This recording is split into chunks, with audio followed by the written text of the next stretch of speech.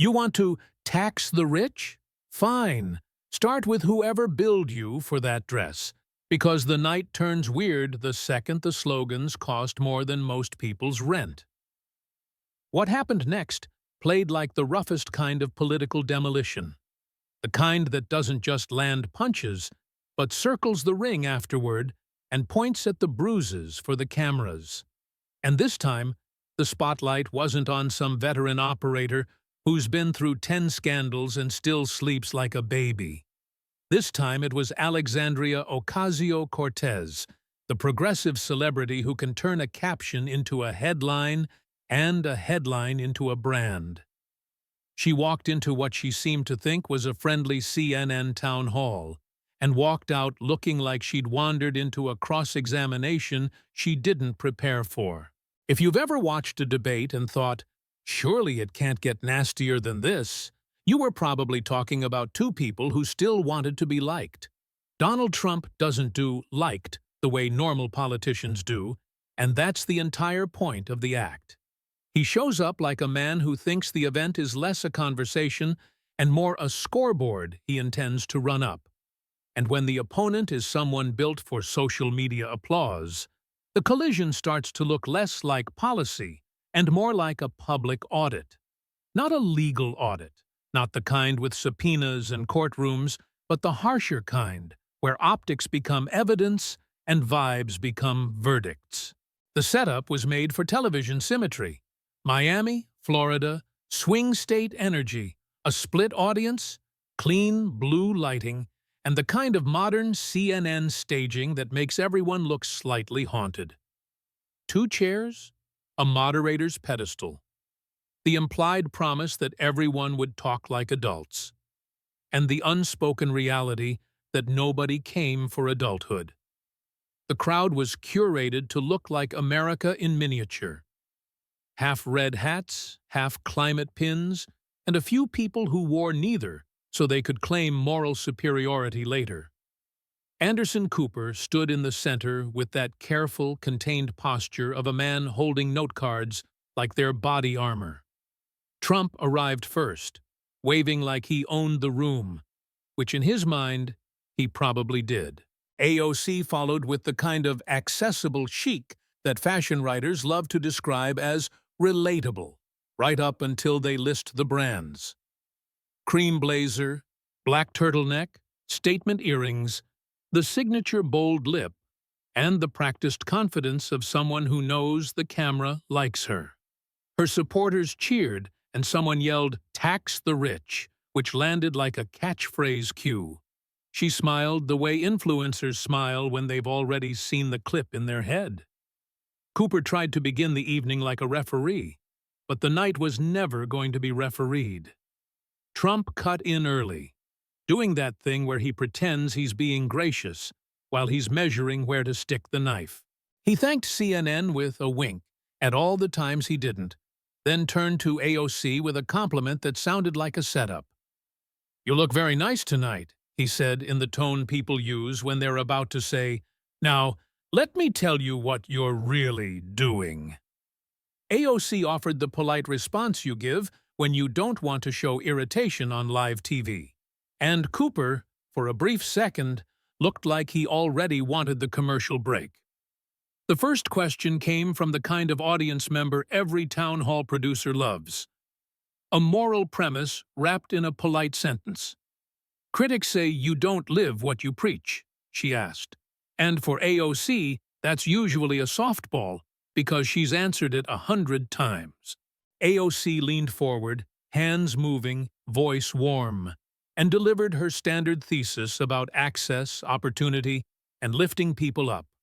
She didn't say everyone should be poor, she said. She said everyone should have basics covered so success isn't reserved for the lucky. And the left side of the room responded like a choir that knew the chorus.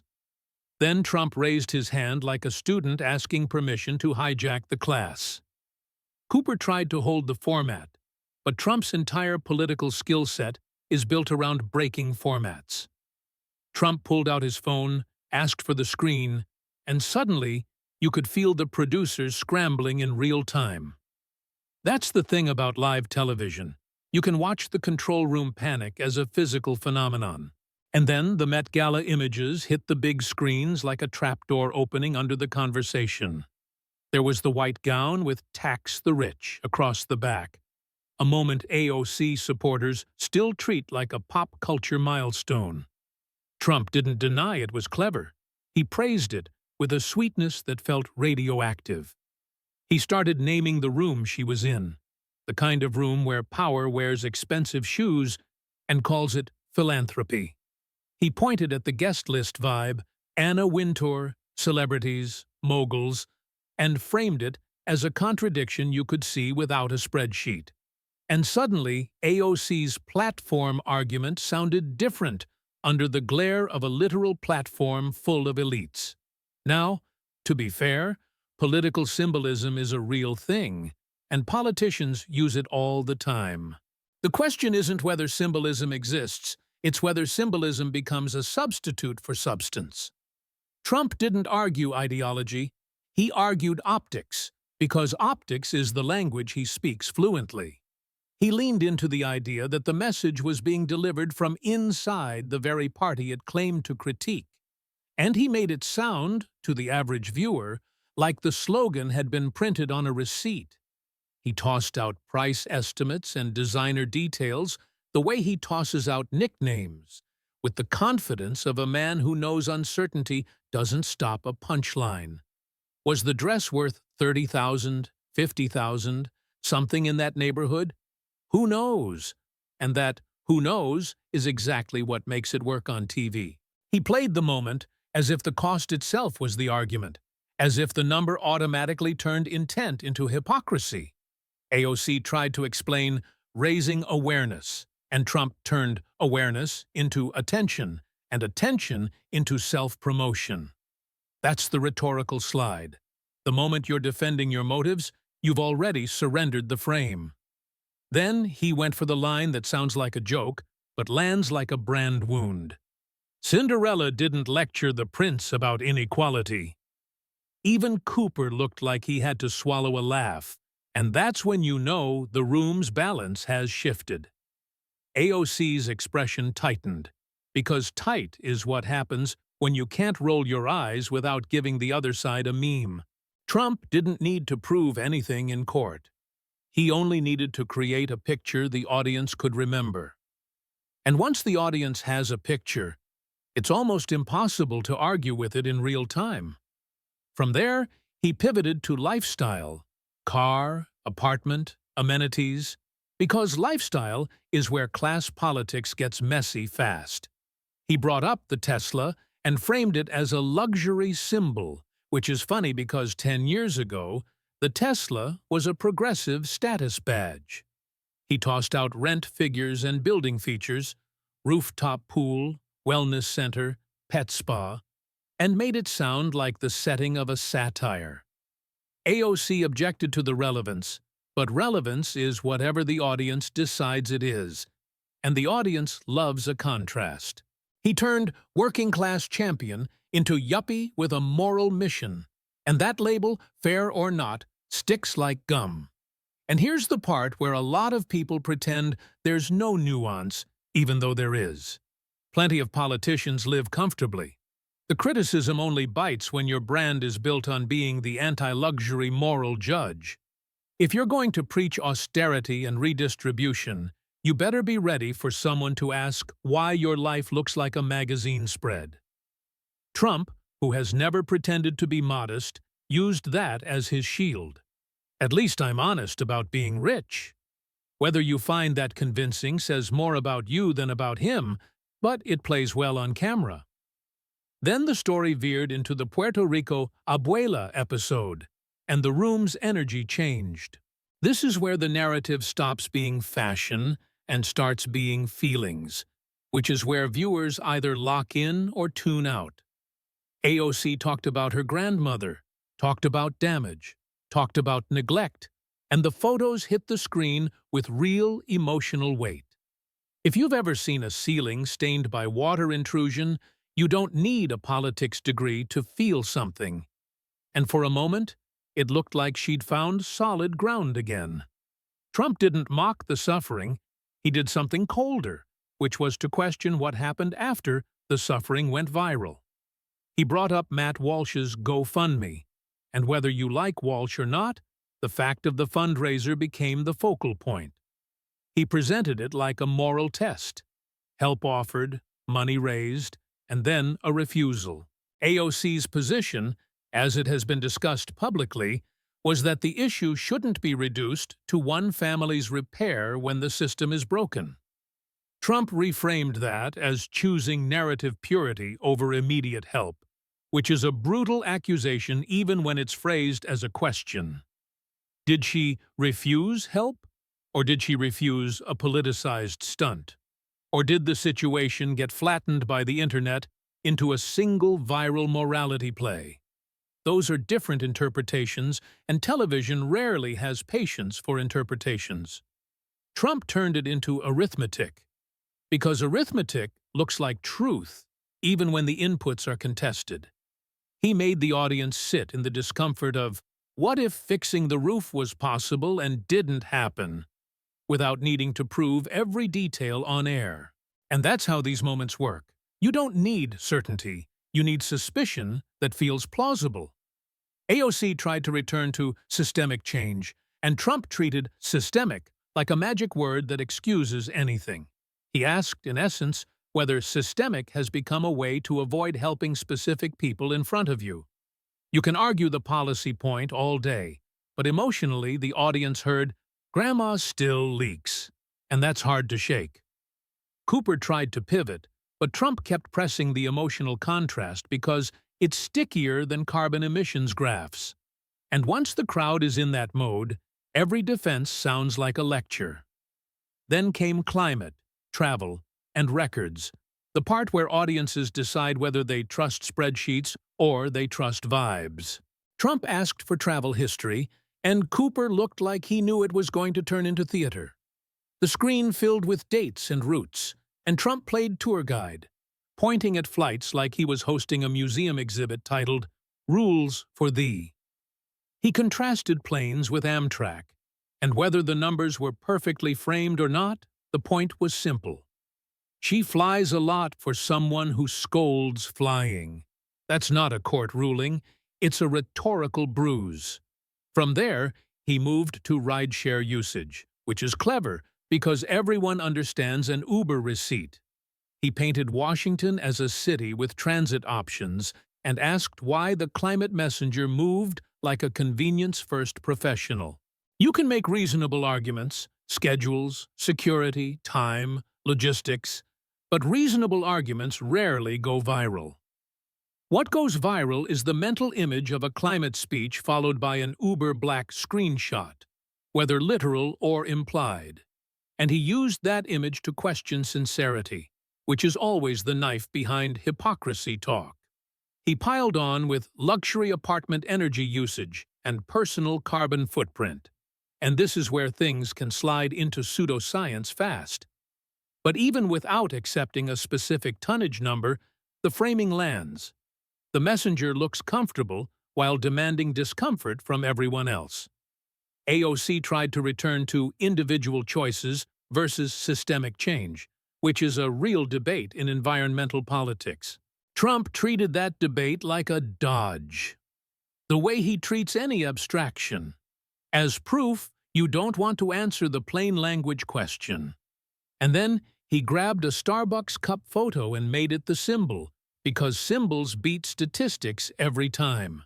After that, the town hall in this story stops being a policy forum and becomes a running montage of contradictions. Boyfriend payments, FEC filings, consultant LLCs. This is where the narrative edges into follow the money territory without ever landing a definitive legal conclusion.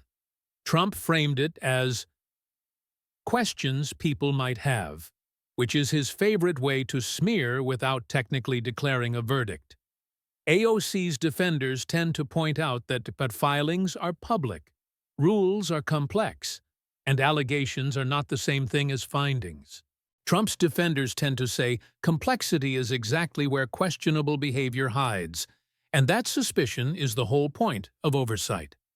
And if you're watching as a viewer, you don't need to decide who's right in the fine print to feel the punch.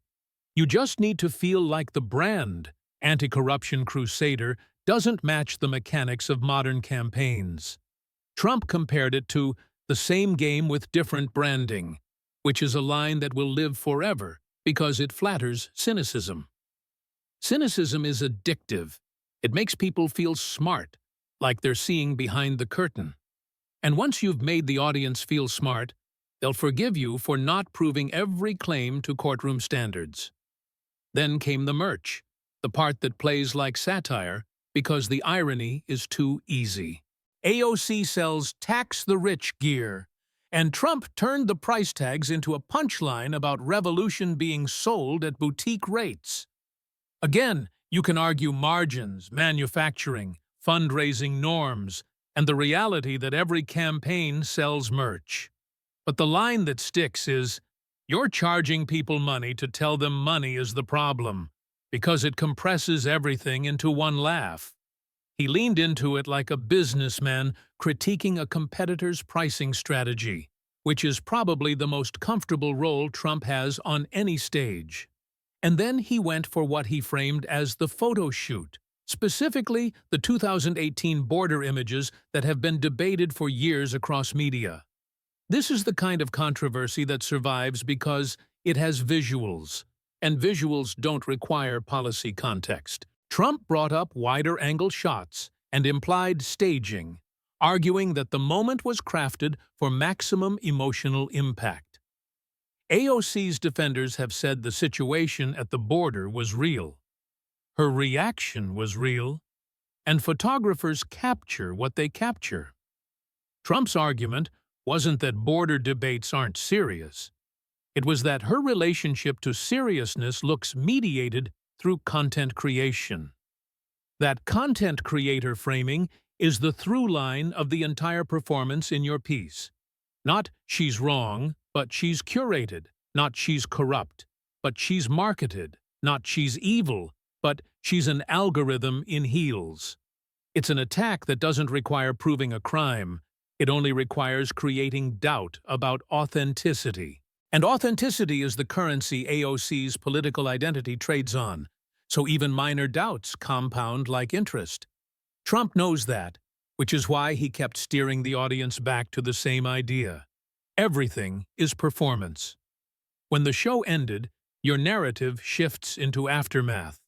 Clips exploding online, panels fumbling, allies hedging, and the vibe turning. You mention commentary from major outlets, the New York Times, the Washington Post, CNN panels, and you frame it as a mainstream wobble, not a right-wing victory lap alone. You bring in names like Nancy Pelosi and Chuck Schumer as party leadership figures allegedly repositioning behind the scenes, which is plausible in tone even when the exact quotes are impossible to verify live.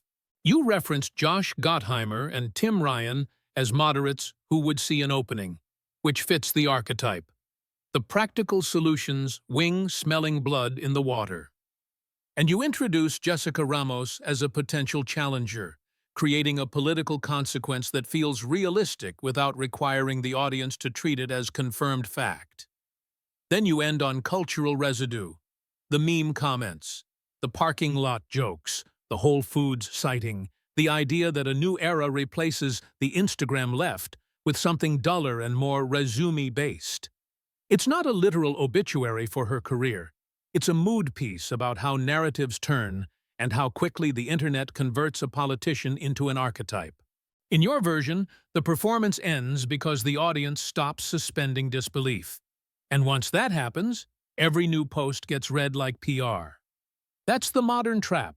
You rise on virality, then you get judged by virality, and the same audience that loved you becomes your comment section jury.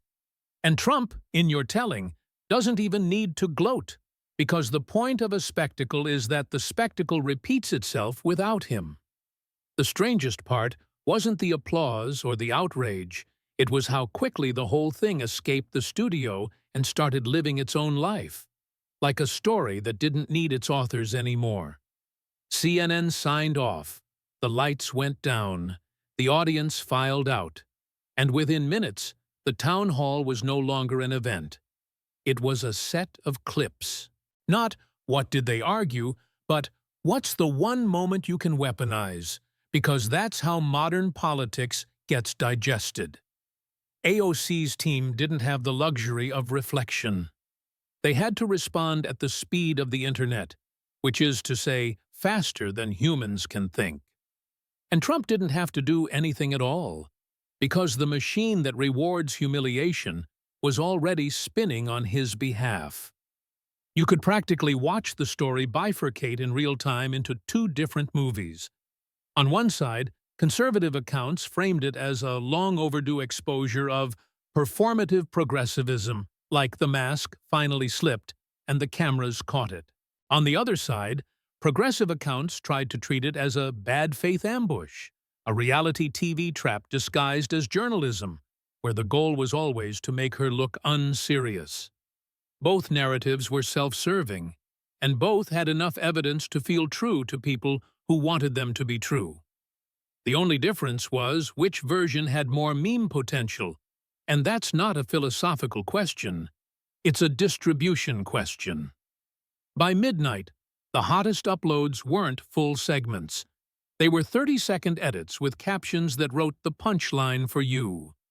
One clip looped Trump's Cinderella line over a slow zoom on AOC's face, as if her expression alone was an admission.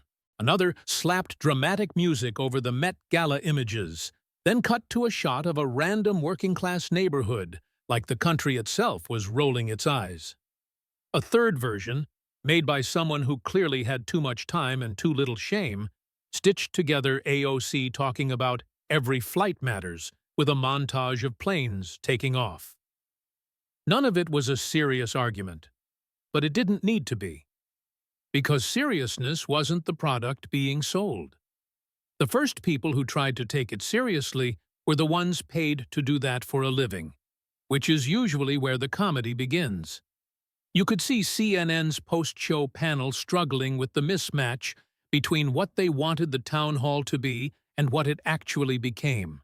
They attempted the ritual phrases, context, nuance, policy, tone, like throwing wet paper towels at a house fire. They wanted to put the debate back inside a respectable frame, but the audience had already decided the frame was hypocrisy, and hypocrisy doesn't invite nuance.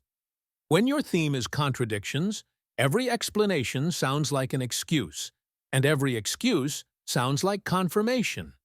AOC's communication shop did what communication shops always do when the footage goes bad. They tried to move the viewer's attention to a different room. First came the statement about attack politics, then the thread about policy accomplishments, then the pivot to what this is really about, which is the modern way of saying, please stop looking at what you're looking at.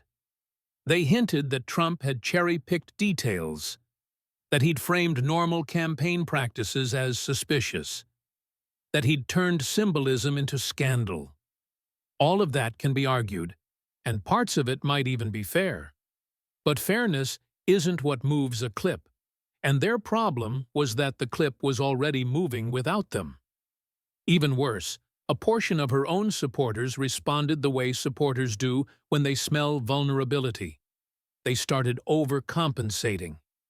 The defense got louder, more righteous, more insistent, which only made the doubts feel louder too. It's like watching someone insist a picture isn't embarrassing while they keep reposting the picture. Some tried the "this is misogyny" angle, others tried the "this is class warfare" angle, others tried the "this is distraction" angle. And every time they did, the replies filled up with the same basic question in different costumes. Okay, but what about the specifics? That question is a political virus because it forces you into detail, and detail is where you lose control. If you say the dress was a statement, people ask who paid for it and why that matters.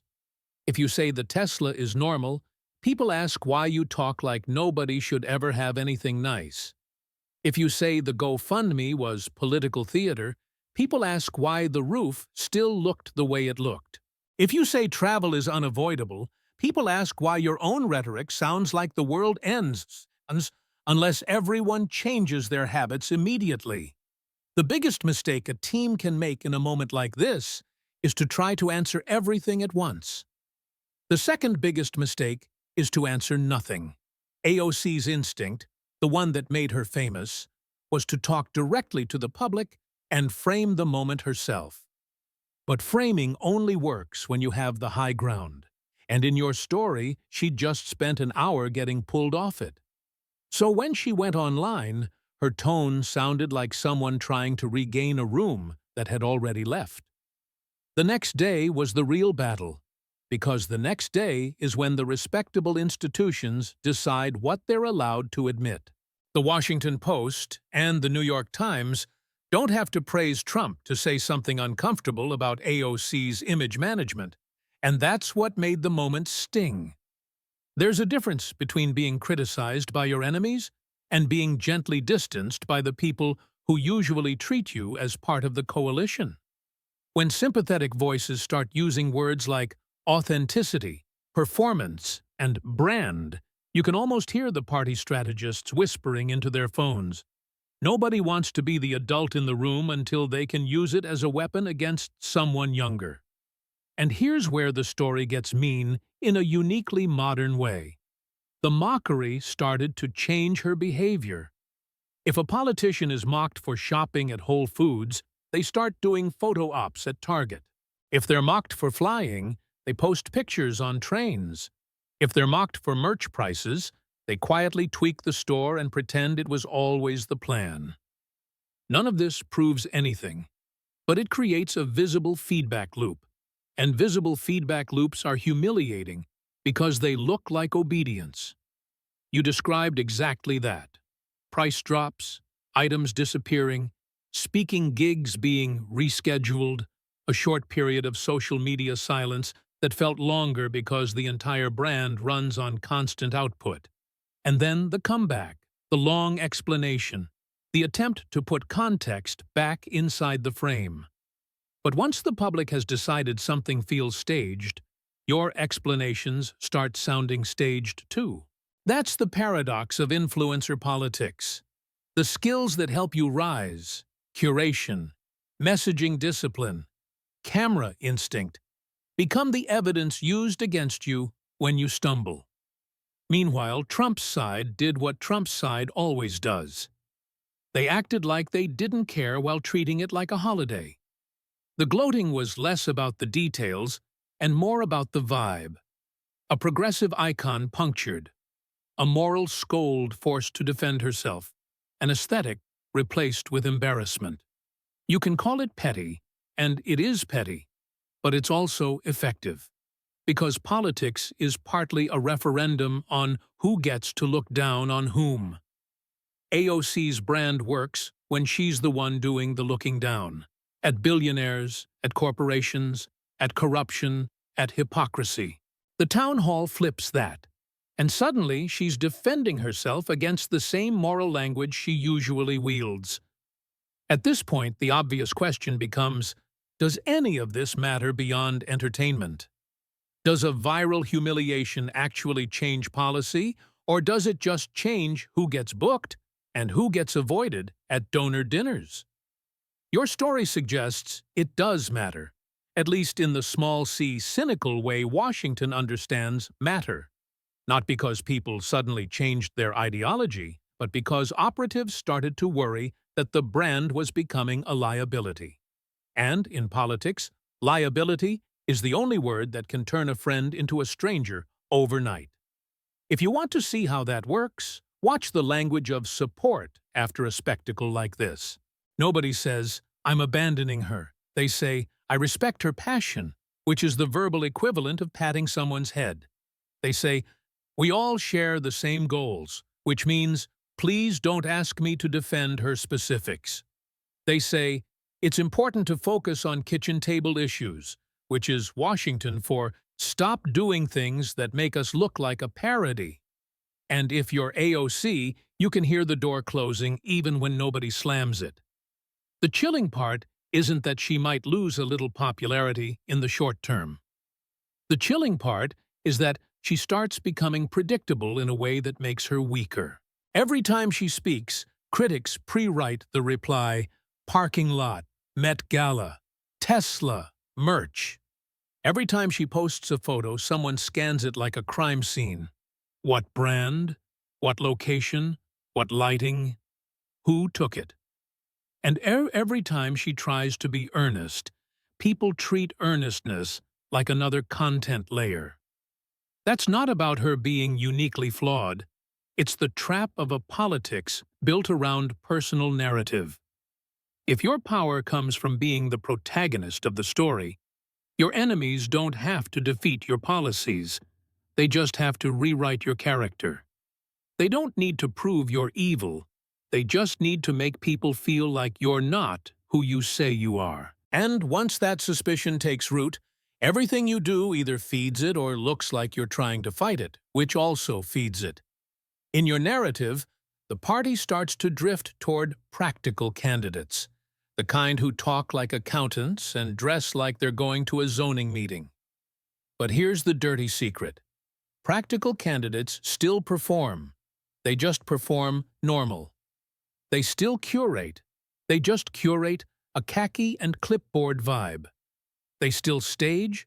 They just stage it in hardware stores instead of galas. So the question isn't whether performance activism ends, it's whether the aesthetic changes to something that looks less online. And that leads to the more uncomfortable question, the one nobody wants to say out loud because it makes everyone look guilty. What if the town hall didn't expose AOC so much as expose the audience? What if the real story is that we reward moral drama until we decide we're tired of it? Then we punish the person we rewarded for giving it to us. What if the very people who shared "tax the rich" like it was a personality trait helped build a world where a slogan becomes a weapon against the person who wore it? What if the public doesn't actually want purity? It wants the feeling of purity, and the feeling can be bought cheaper than the real thing.